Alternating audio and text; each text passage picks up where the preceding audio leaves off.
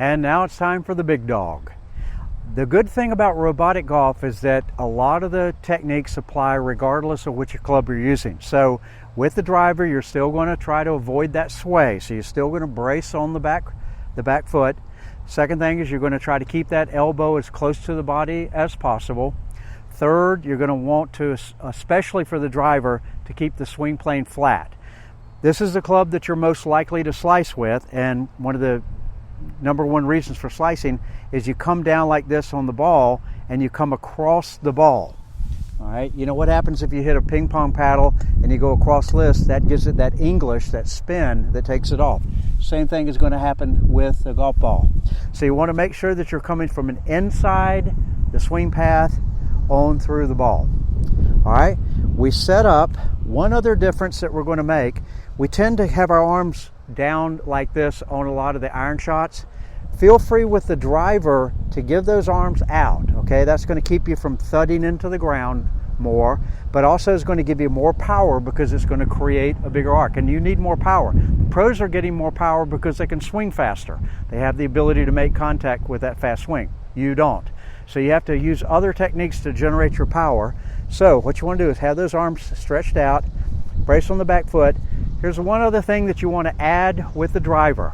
When you get to the top, if you really want to get power, you want to shift those hips forward. This is very hard to do. Go out and try to get the basics and then try to add in this shifting of the hips and see if you can still make good contact with your hips shifting. If you can, put that in. That's going to get the power of these biggest muscles in the body. All right, you want to make sure that you carry it on through and out. Very important to have that extension. So let's put them all together. Make sure you have the big arc. Watch how big my arc is going to be. That's about 230 to 250. If you can hit it out there at least 200, you're going to be in great shape. Now we look at it from behind. One other thing that I want you to consider that goes against what the pros generally say, the pros will tell you not to lift this heel, all right? You got some great pros. Jack Nicklaus lifted his heel, all right? So it's okay to do it. Here's why you're going to want to do it, all right? Remember, you want to get those hips moving forward.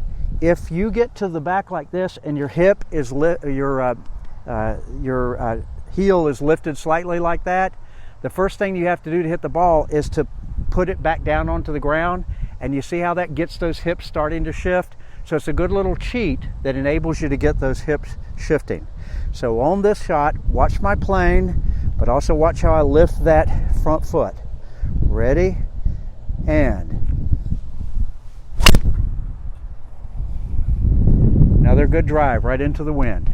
So do these things. Remember to lift the hip. Try shifting those hips. Make sure you keep the elbow in. Avoid the sway by bracing on the back.